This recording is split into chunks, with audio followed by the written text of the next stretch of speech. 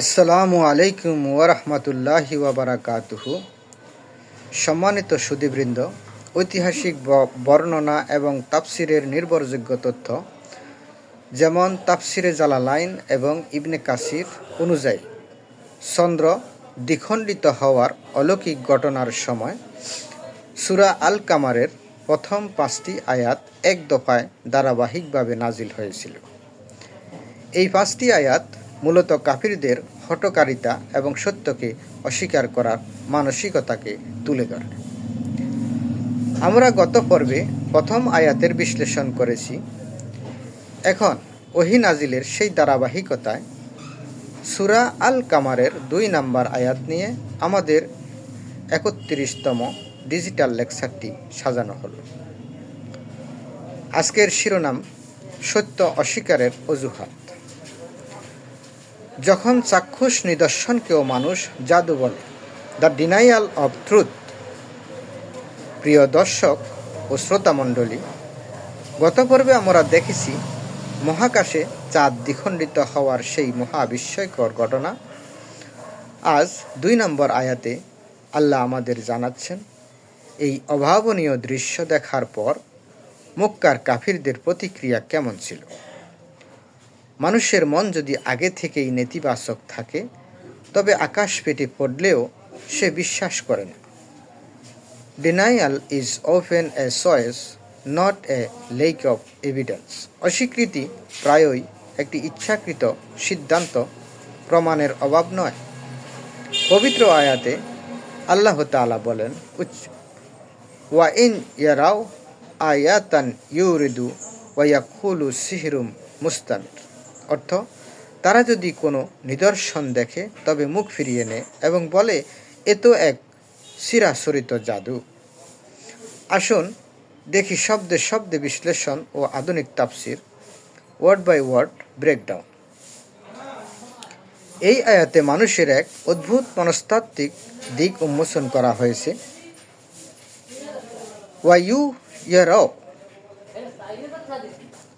ওয়া মানে এবং ইউ মানে যদি, আর ইয়ারাও মানে তারা দেখে। অর্থাৎ আল্লাহ বলেছেন তাদের সামনে যত স্পষ্ট প্রমাণই আসুক না কেন, আয়াতান এর অর্থ নিদর্শন বা অলৌকিক প্রমাণ।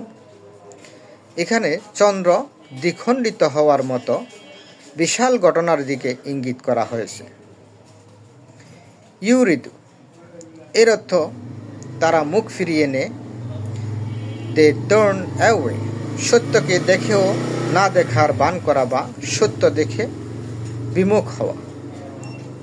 Indifference is the highest form of arrogance. উপেক্ষা হলো অহংকারের সর্বোচ্চ রূপ। ওয়াকুলু এবং তারা বলে সিহিরুন, জাদু বা ম্যাজিক। কাফিরেরা কোনো যুক্তি না পেয়ে নবীজি সাল্লাল্লাহু আলাইহি ওয়াসাল্লামের এই অলৌকিক ক্ষমতাকে জাদু বলে আখ্যা দিয়েছিল। মুস্তামিরুন এই শব্দটি অত্যন্ত গুরুত্বপূর্ণ।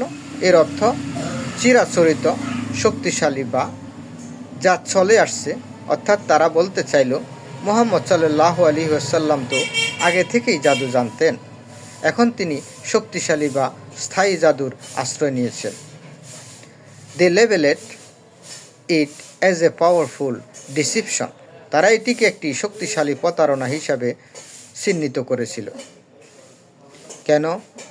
কেন আল্লাহ এই শব্দগুলো ব্যবহার করলেন? The divine insight. আল্লাহ কেন তাদের এই মন্তব্যের কথা উল্লেখ করলেন? কারণ এটি আমাদের শেখায় যে যারা বিশ্বাস করতে চায় না তাদের জন্য কোনো প্রমাণই যথেষ্ট নয়। কাফিরেরা লজিক্যালি এই ঘটনা ব্যাখ্যা করতে পারছিল না, তাই তারা জাদুর তকমা দিয়ে নিজেদের মনকে সান্ত্বনা দিচ্ছিল। When logic fails, the ignorant resort to levels. যখন যুক্তি ব্যর্থ হয়, অজ্ঞরা তখন মিথ্যা তকমা বা লেভেলের আশ্রয় নেয়। আমাদের জীবনে এই আয়াতের শিক্ষা প্র্যাকটিক্যাল লাইফ লেসন। এই ডিজিটাল লেকচার থেকে আমাদের জীবনের জন্য তিনটি বড় শিক্ষা রয়েছে। উদার মানসিকতা রাখা, বি ওপেন মাইন্ডেড, সত্য যখন প্রমাণের সাথে আমাদের সামনে আসে তখন তা গ্রহণ করার মতো সাহস থাকা উচিত। গোঁড়ামি বা জেদ আমাদের ধ্বংস করে দেয়। সত্যকে সত্য বলে স্বীকার করা হলো মেরুদণ্ড থাকার প্রমাণ।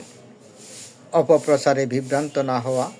নবীজি সাল্লাল্লাহু আলাইহি ওয়াসাল্লামকে যখন জাদুকর বলা হচ্ছিল তখনও তিনি ভেঙে পড়েননি। তেমনি আপনি যখন ভালো কাজ করবেন মানুষ আপনাকে নানা বিশেষণে অপদস্থ করতে চাইবে। আপনি আপনার লক্ষ্যে অবিচল থাকুন।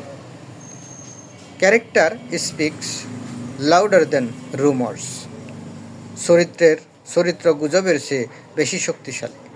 নিদর্শন থেকে শিক্ষা নেওয়া। আমাদের চারপাশে প্রতিদিন কত নিদর্শন, যেমন সূর্যোদয়, বৃষ্টি, জীবনের পরিবর্তন ঘটছে।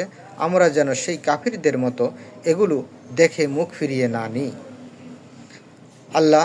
আল্লাহর সৃষ্টি নিয়ে চিন্তা করলে ঈমান মজবুত হয়। The closing note. বন্ধুগণ, 2 নম্বর আয়াত আমাদের এই শিক্ষা দেয় যে সত্য কেবল চোখে দেখার বিষয় নয়, এটি হৃদয়ের উপলব্ধির বিষয়। যদি হৃদয় বন্ধ থাকে তবে চাঁদ ছিঁড়ে গেলেও হেদায়েত আসে না। Faith is a vision of the heart. ঈমান হলো হৃদয়ের একটি অন্তর্দৃষ্টি। পরবর্তী পর্বে আমরা আলোচনা করব এই সূরার 3 নম্বর আয়াত নিয়ে, যেখানে দেখা যাবে কিভাবে কাফিররা তাদের খেয়াল খুশির অনুসরণ করত। সাথেই থাকুন। Stay with us to learn how desires can blind a person. আকাঙ্ক্ষা কিভাবে একজন মানুষকে অন্ধ করে দিতে পারে তা জানতে আমাদের সাথেই থাকুন। আসসালামু আলাইকুম ওয়া রাহমাতুল্লাহি ওয়া বারাকাতুহু।